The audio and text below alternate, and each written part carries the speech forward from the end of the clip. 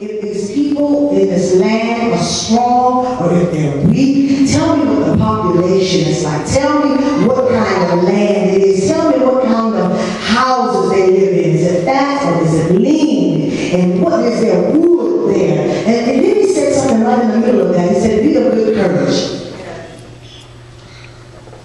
Bring me back some fruit from the land.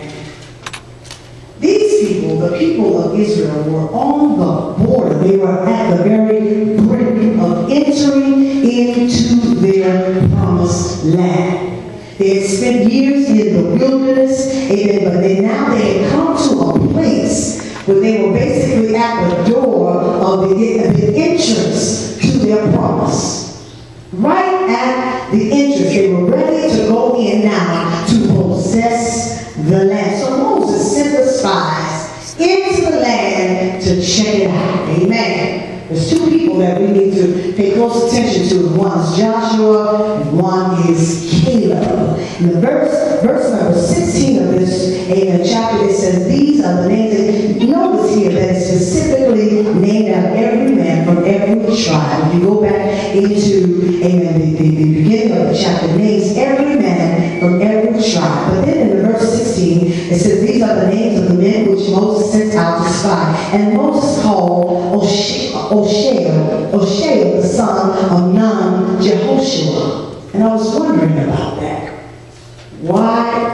Why did it say, and Moses called this man? He had been named as one of the men. But why did Moses specifically call him out? So I looked that up, and his name, O-S-H-E-A, means deliverer.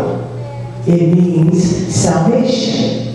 Amen. The beginning of his name it comes from Jehovah. Amen. And it's another form of Joshua. Amen. And so Joshua is a Greek word for Jesus. So in other words, I'm sending you into this land. This land, I'm sending you in with deliverance already. I'm sending you in with salvation already. Jesus is right there with you. Amen. So they came back and they reported that, yes, after being in this land for 40 days, they came back and they reported, yes, this land is just what you said. It's flowing with milk and honey, and we brought back some fruit to show you. The people in the land are strong. The cities are walled. They're fortified. Come on here. We saw the children of Anak there. The land is good. Everything that you promised is good. I hope you're following me. But the children of Anak is there. Children of Anak are giants. Giants are in my promised land. What are you going to do when you turn around and leave your promise because giants are in the land?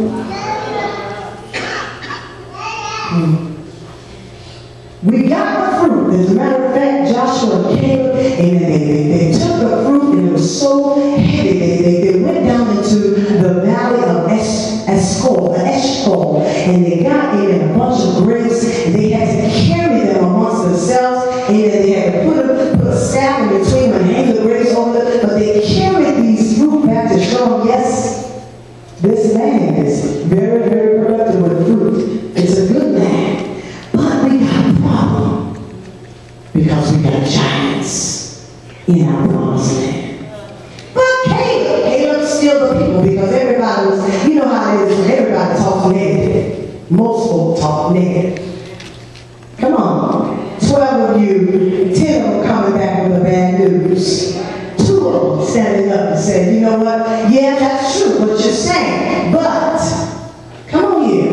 You got to have somebody in your midst that will say, yeah, that might be true, but if God has made you a promise, oh my God. He's not a man that he should lie. Come on here. This is just a distraction right here. Caleb stilled the people and said, let us go up at once. At once he said, let's go up right now and possess that land. I understand the report that you're giving, but I believe by the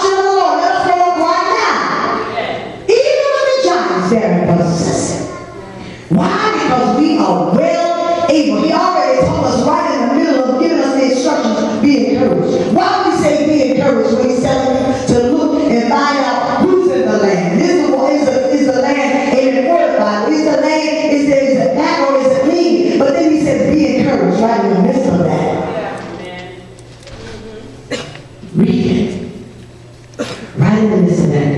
They said, we can't possess this land. Even in our own eyes, we look like grasshoppers. That you'll never be able to possess a promised land with a grasshopper mentality. I just preached right there. As long as you see yourself, come on here, that was the problem. Amen. Not that others saw them, but they saw themselves. We in our own sight look like grasshoppers. So if you have a grasshopper mentality, you will never, ever, amen, be able to possess what God has promised you. Because you always feel less than. You always feel like, come on here, amen, so all somebody's got to do is step on me. Come on, somebody. Amen. You always feel like you're under somebody else's feet. If you see yourself as grasshoppers. We look like grasshoppers. We're not able to conquer these people because they're stronger than us. Come on here. And you got to understand, God had already delivered these people from years of slavery. He had already parted the Red Sea for them. Come on. He had already turned bitter water sweet. He had already, amen, rained down manna from heaven. He had already proven himself to be God. He had already poured water out of a rock. And listen, he had already caused the shoes and clothes, amen, of 4 million people not to wear out in 40 years. Yeah. All right. So he had already proven himself. Now they get at the door, the entrance, oh my God, the entrance to their miracle, right? They're ready to possess the land. They've gone through all of these years, all of these things that they've had to suffer, and now they are right here at the door, and they're within themselves. They say, we see it, but we can't get it.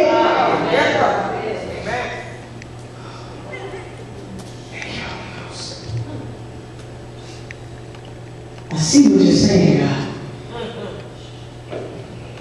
I know what you promised. But I'm too small. Everything out there is bigger than me. And I can't reach this. It's within my reach, but I can't reach it. It's within my reach, but I can't touch it.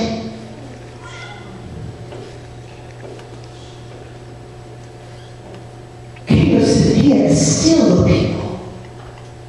Let's go up now at once and possess this land.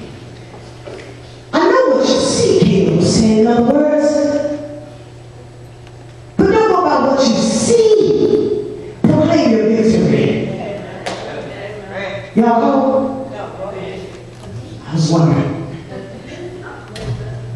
No, regardless of what your circumstances and regardless